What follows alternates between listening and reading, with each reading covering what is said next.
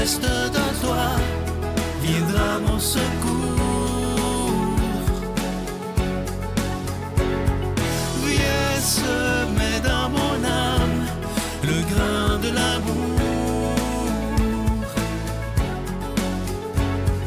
Je traverse un désert et je meurs de soif. Montre-moi le mystère qui garde la foi. Bonjour, bienvenue à votre émission La Victoire de l'amour en ce vendredi 3 mai. J'espère que vous allez bien chez vous en ce début du mois de mai. On rejoint tout de suite pour sa chronique Claire Jacques et à l'homélie, ce sera l'abbé Éloi Gillard.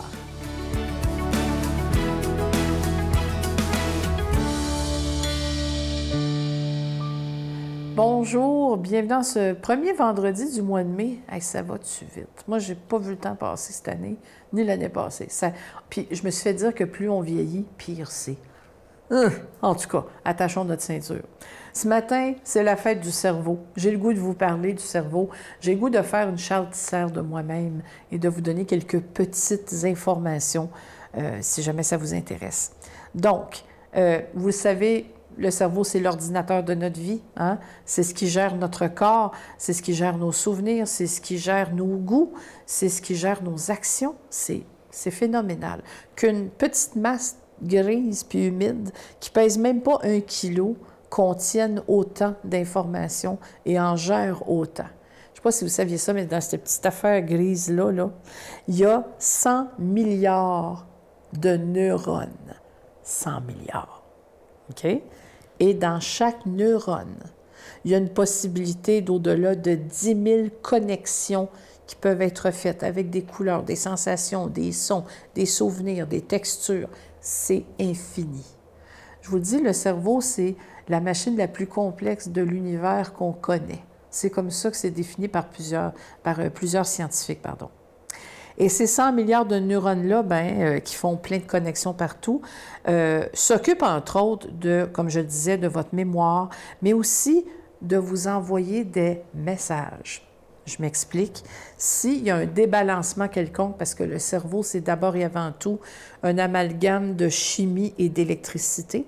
Alors, si jamais il y a un débalancement, bien là, il y a des avertissements qui sont envoyés dans votre corps pour que vous les receviez et que vous les gériez.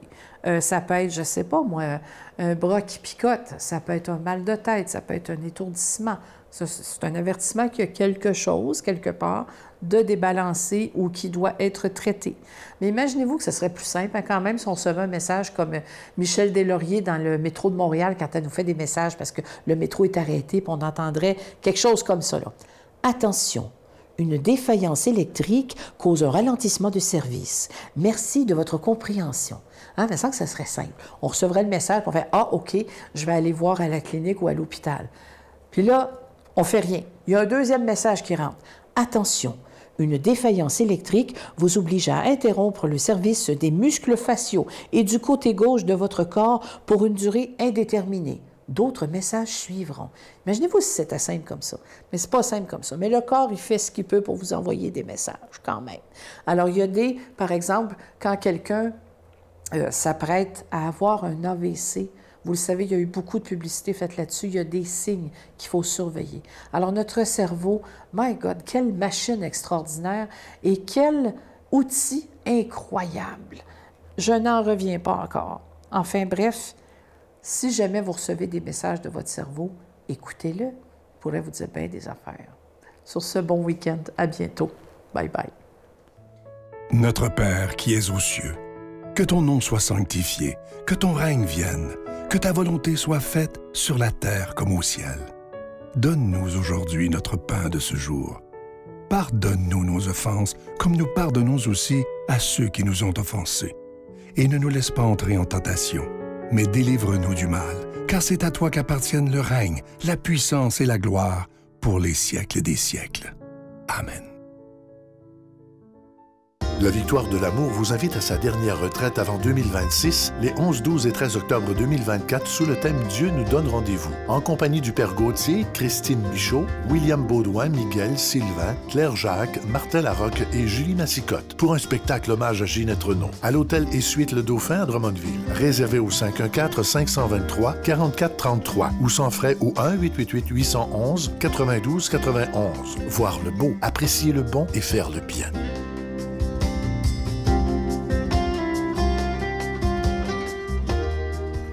Je suis tellement content de vous parler du magnifique cadeau du mois de mai, une belle exclusivité de la Victoire de l'amour, vous allez le voir à l'écran. Il s'agit du bracelet de la sérénité. Il est absolument magnifique en acier inoxydable. Il est ajustable autant pour hommes que pour femmes et il est déjà béni. Étant donné qu'il est en acier inoxydable, il ne ternira pas, bien entendu. Et ça se donne tellement bien en cadeau.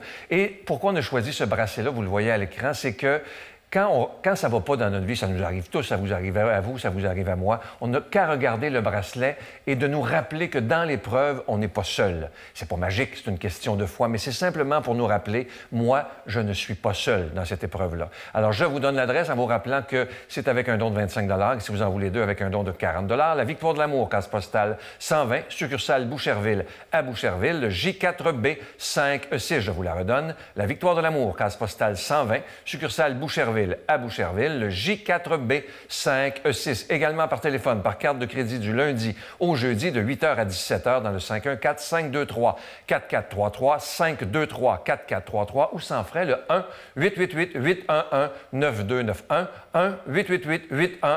1-888-811-9291 et aussi sur notre site Internet, vous savez que c'est une manière très rapide, sécuritaire et efficace de faire votre don, le www.lavictoiredelamour.org. Je vous rappelle ce magnifique bracelet de la sérénité. Il est en acier inoxydable, il est déjà béni et il est ajustable. Il est autant pour les hommes que pour les femmes. Je vous remercie de tout cœur de ce que vous faites pour la Victoire de l'amour parce que sans vous, cette émission-là ne pourrait pas exister depuis bientôt, imaginez, 30 ans bientôt. Merci de tout cœur de votre générosité.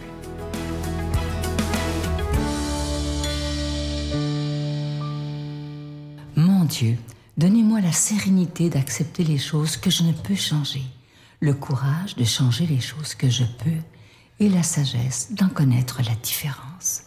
Amen.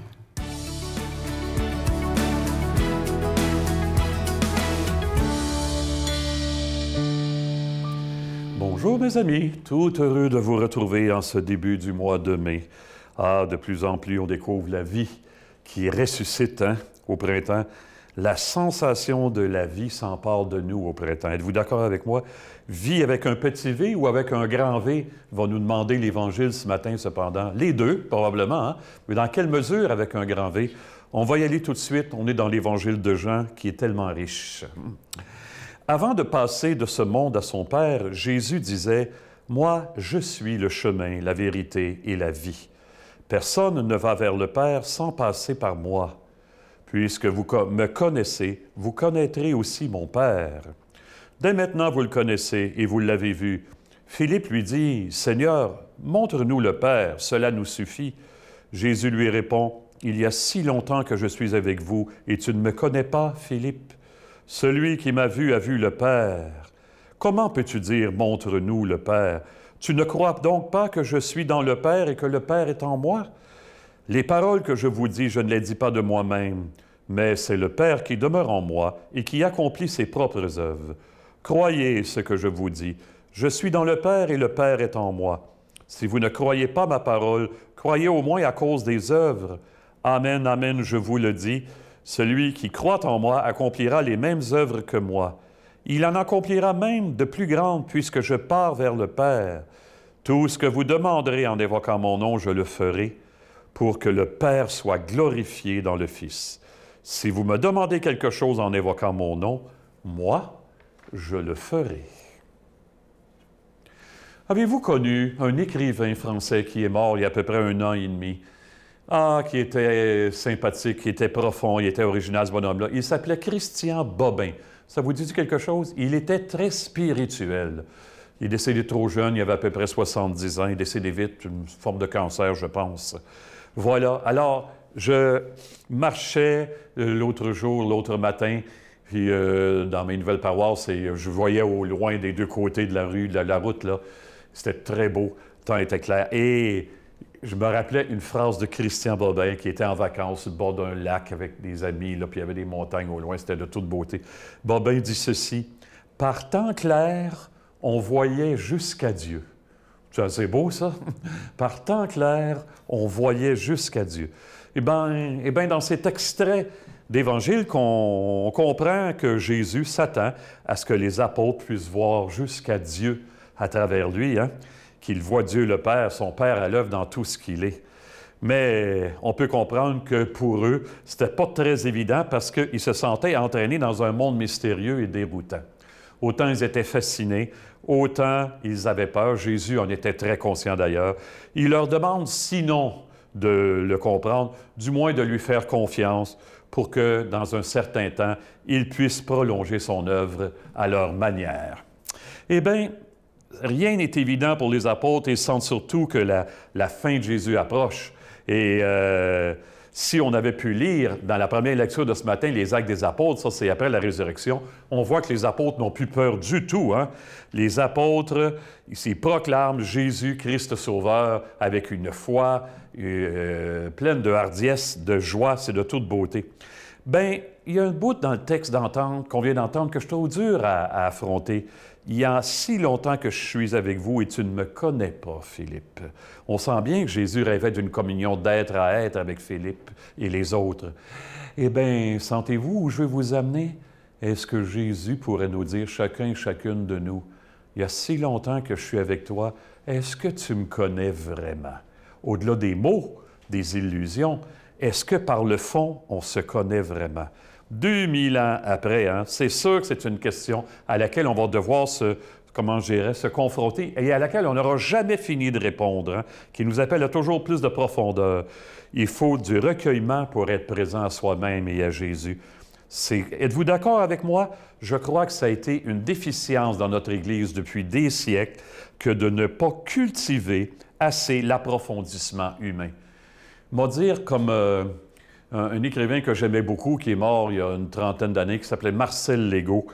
Il va falloir passer d'une Église de disciplinés à une Église de disciples. Des disciples, ce n'est pas par le dehors, ce n'est pas par la force, c'est par la communion du dedans. Notre Église qui s'en vient va être faite de beaucoup de plus petites communautés, mais dans lesquelles on partagera vraiment ce que Dieu est en train de créer dans nos vies.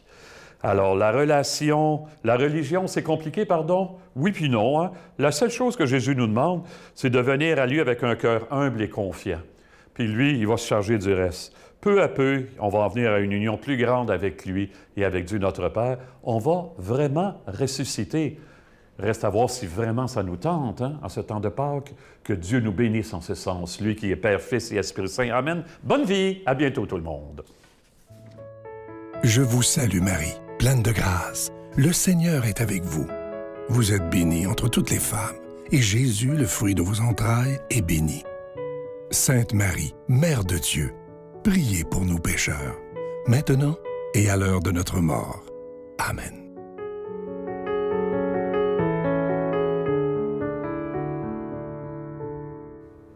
Le cadeau du mois de mai, une vraie petite merveille, ce bracelet de la sérénité. C'est un outil pour nous rappeler qu'on n'est pas seul.